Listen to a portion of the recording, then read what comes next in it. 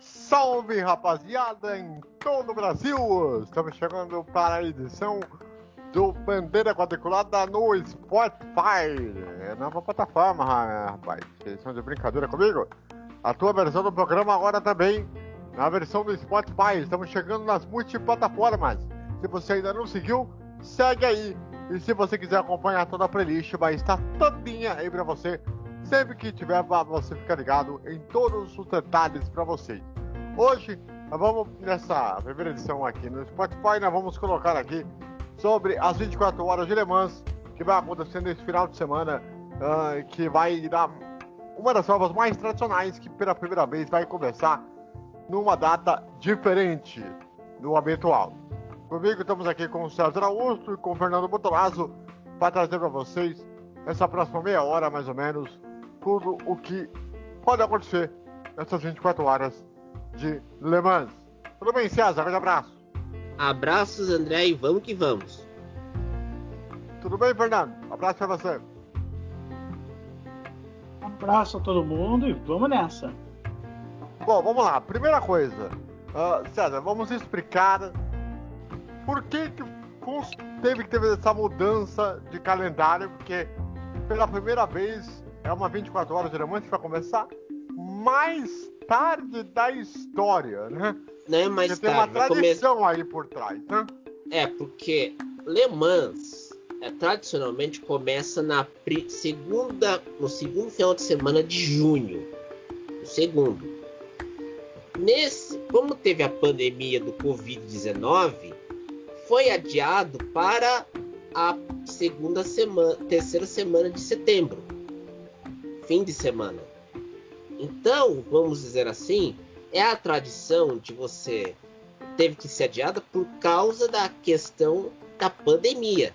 Mas tudo se resolveu. Vai ser a primeira Le Mans sem público da história durante todo o evento. E, vamos dizer assim, vai ser uma coisa linda de se ver, porque teremos apenas 5 carros da classe LMP1 disputando a risca a vitória em Le Mans. AVC. Lembrando que essa vai ser uma etapa do Campeonato Mundial de Endurance, né? Também aí vai ser um ponto fácil acrescentar aí, né? Bom, vamos lá.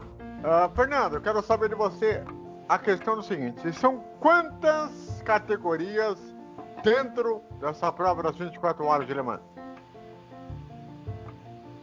Bom, até onde eu sei, o César pode até me ajudar a responder, a LMP1, a LMP2 e os GTs, né? GT AM e GT Pro. Isso, então são quatro categorias. Isso, 4 categorias. Além da categoria geral, que é envolvendo todos os carros inscritos. E aí, cada carro, qual é a diferença de um para o outro? A diferença é o seguinte: a LMP1 e a LMP2 são protótipos, enquanto os GTE são carros esportivos que são preparados para uma corrida de longa duração. Eu acho que é interessante também citar, VC, essa primeira, com a pandemia, caiu o número de inscritos para Le Mans de um ano para o outro. Se uma corrida teria 42 inscritos normalmente, nesse ano só teve 26. Sendo equipe de fábrica e equipes cliente. Fala, VC. E aí tem uma outra questão, né?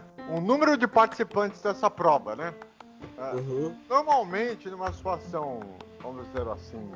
normal seria 42. Isso. Quanto que nós vamos ter esse ano? 26. É uma diferença considerável. E somente 5 carros na classe principal, a LMP1. E aí, nós vamos ter aí o Rubens Barrichello, que vai estar correndo essa prova. Ele já havia corrido as 24 horas de Le Mans virtual, vocês devem se lembrar. E correu a real em 2017. Exatamente.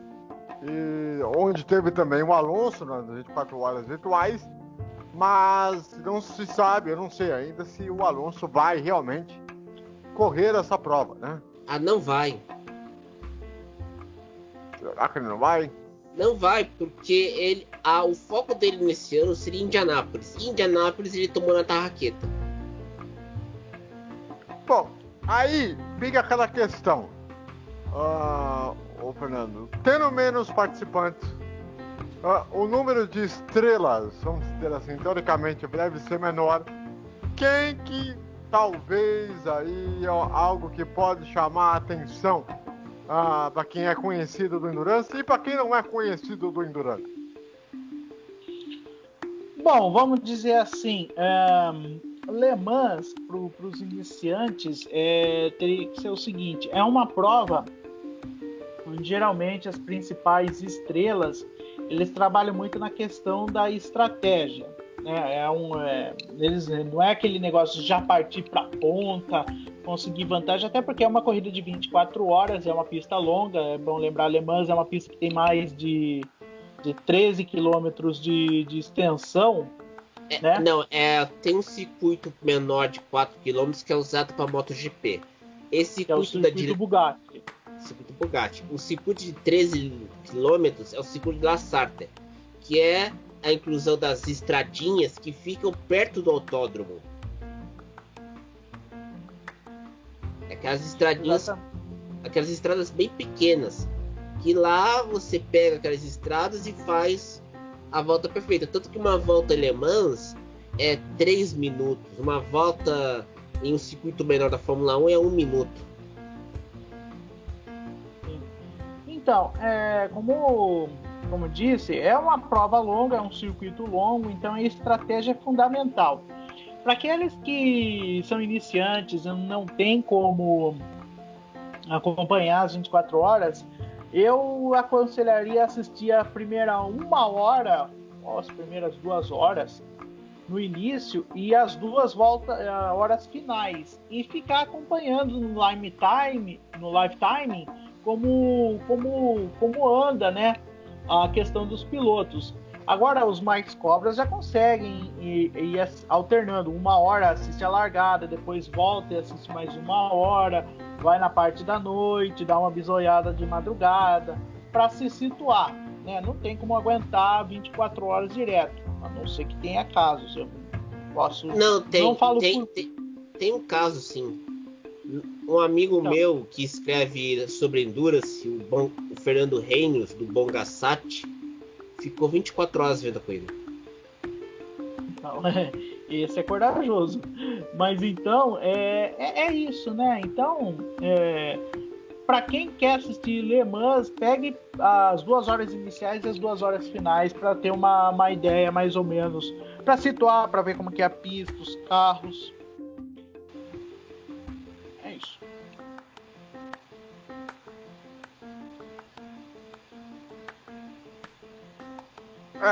É aquela situação também, né?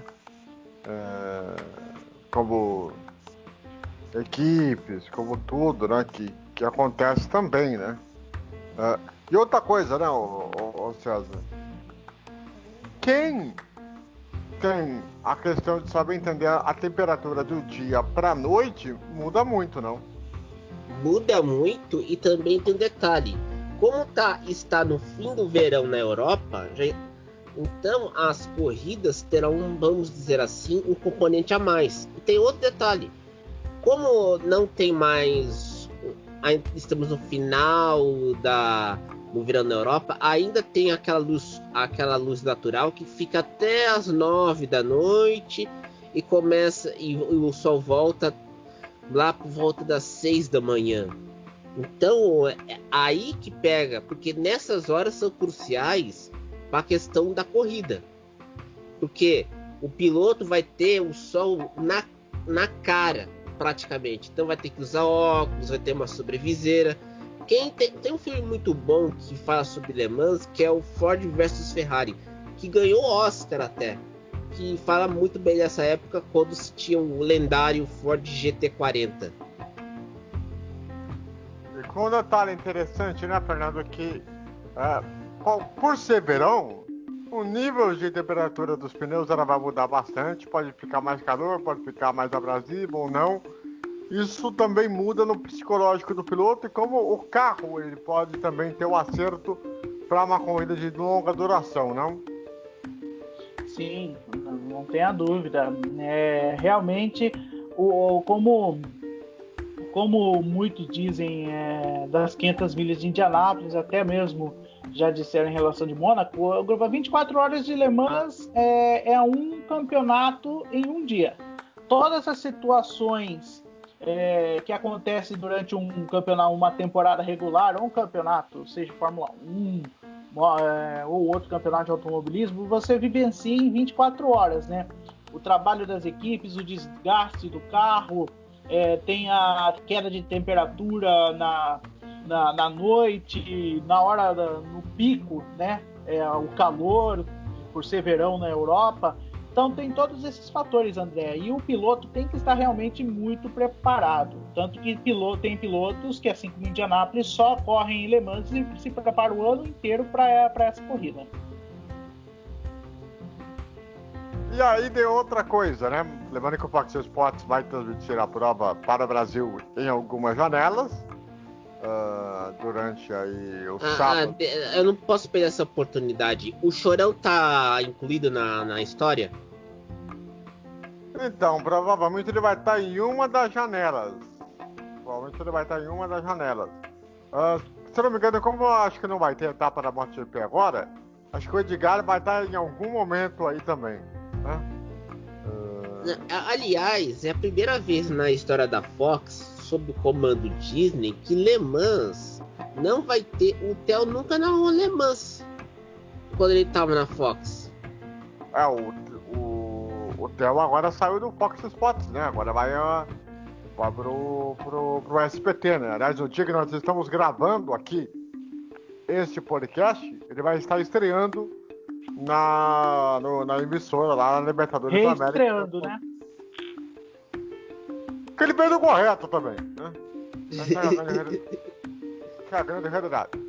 Porque se aguentar Flávio Gomes, eu não aguentaria na mesma sala, muito menos no mesmo lugar.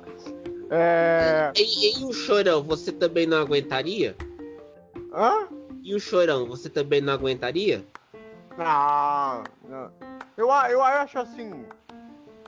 É um fim melancólico também para a Fox como questão de automobilismo, né? Porque o EC, como um todo, né? Assim como a NASCAR e tal, tá vivendo os últimos anos de Fox Sports.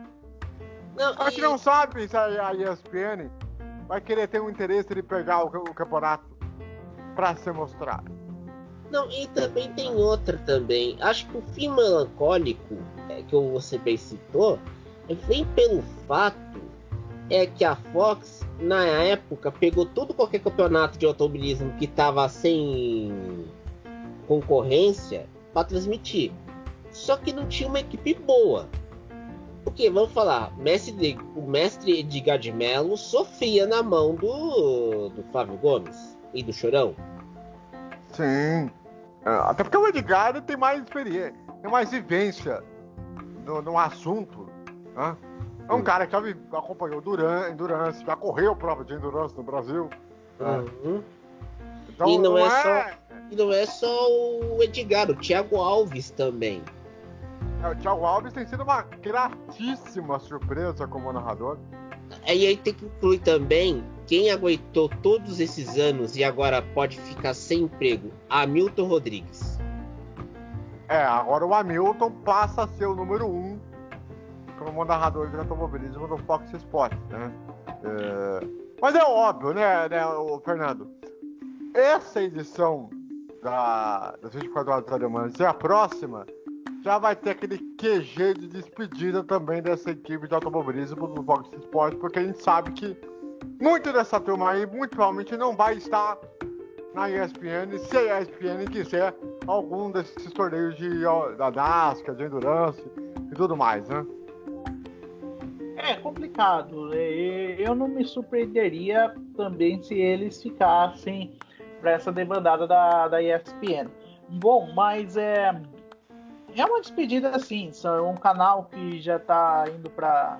Quando ele se encerrar, ele vai ter completado 10 anos, né? Com o ciclo de 10 anos desse canal no Brasil. Não é uma pena, mas não é uma pena porque já era uma carta manjada, né?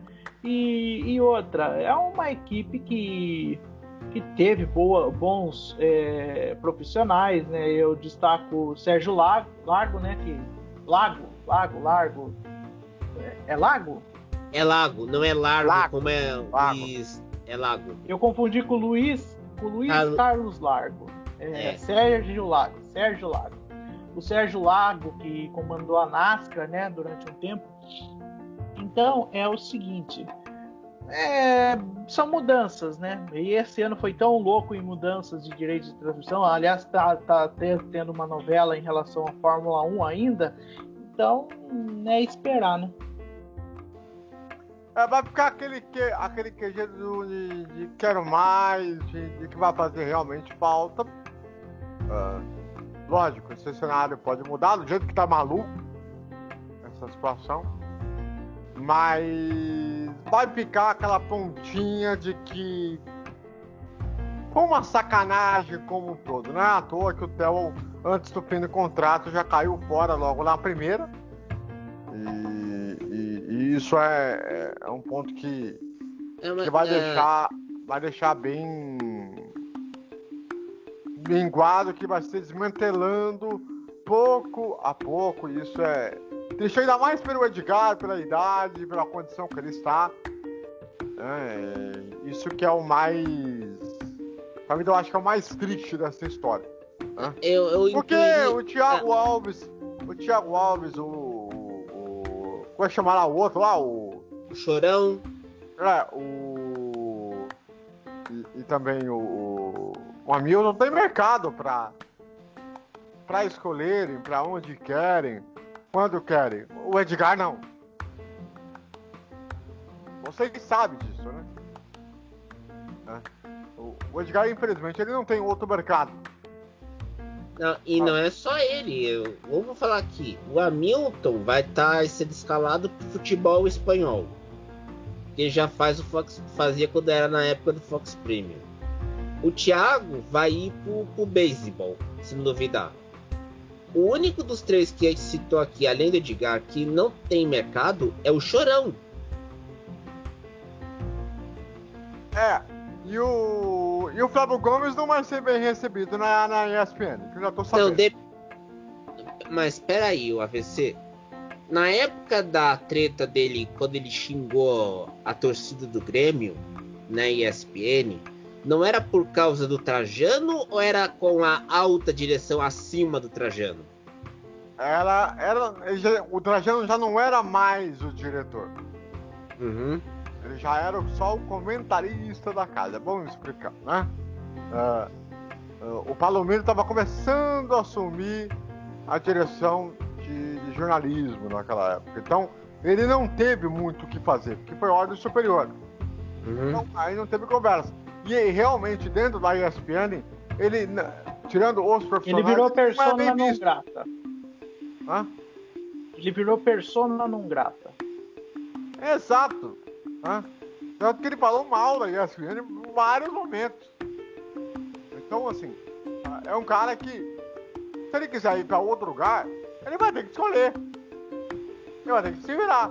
Ou ele mantém lá o grande prêmiozinho da vida, vai tentar se manter.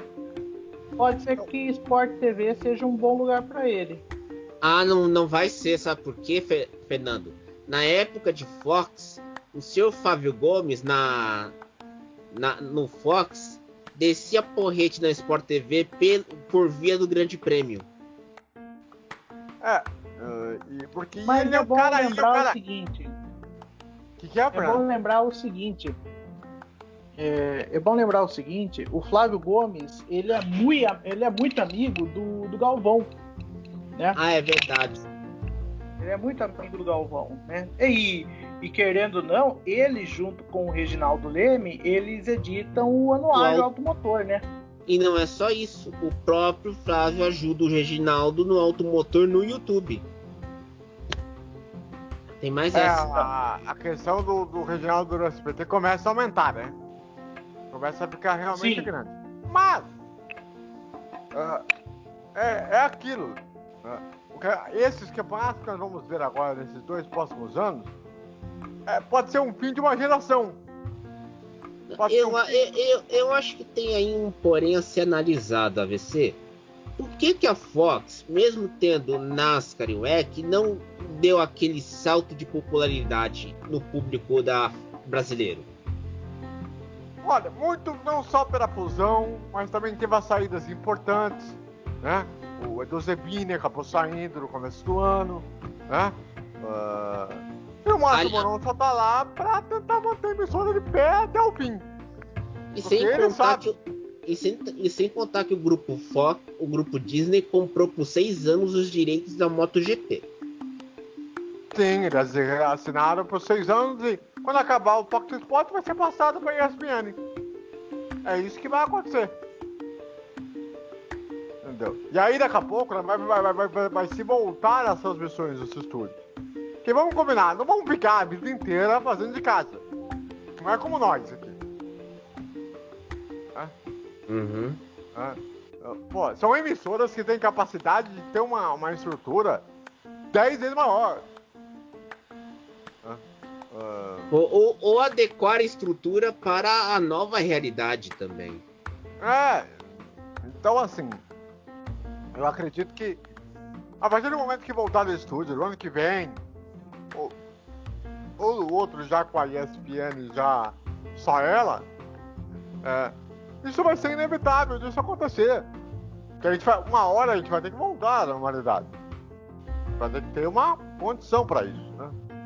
Agora, vamos lá. Candidatos à vitória, né? Nas categorias. Quem tem a capacidade para isso, César?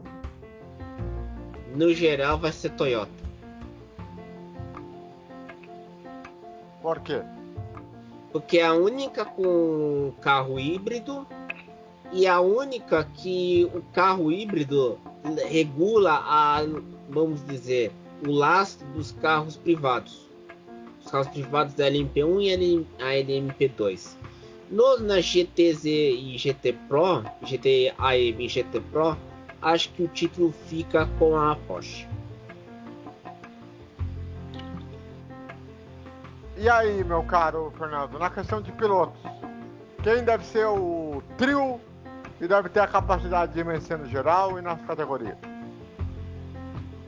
Olha, eu acredito que o trio principal da Toyota, sem dúvida nenhuma, que se não me falha a memória, se o César, que eu confesso que eu não sei, eu sei que um desses trios tem o... Não, é o trio principal que tem o Kobayashi. O Kobayashi. Então, é o trio principal da Toyota, é o franco favorito, até porque não tem concorrentes à altura. Sinto muito, o WEC não tem, depois da saída da Porsche da NMP1, não tem mais quem faça frente à Toyota. E não é só isso, só terá concorrentes em 2022 com a entrada da Peugeot. Porque como tem a classe Hipercars, vai entrar Ford, Peugeot e Toyota, além da Porsche. E lembrando que não vai ser os hipercarros, né? Lembrando que não vamos ter de brasileiros, o Lucas de Grassi, o Rubens Barrichello, né?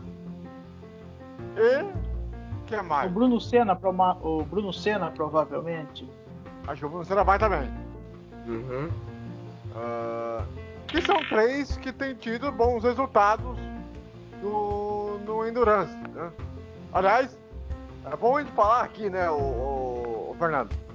O Endurance parece que é uma realidade que a Fórmula 1 um dia teve, de brasileiros terem bons resultados, de vitórias, de títulos, que tinham na Fórmula 1, agora parece que tá no Endurance, não? É uma das coisas que o Bernie É o legado Eu do ia Tio falar- Bernie. É o legado do Tio Bernie, né? Realmente o Endurance hoje está mais acessível em ponto de vista para brasileiros. Se bem que os novos pilotos das categorias de base da Fórmula 1 estão começando a despontar, né? O Drogovic está muito bem na Fórmula 2, de quem, desculpe, menos se esperava. Eu acho que a turma estava colocando mais fé no Pedrinho Piquet do que nele, né? Vamos dizer assim, o geral, nós especializados, não tão especializados, já sabíamos do potencial do Drogovic e ele está indo muito bem.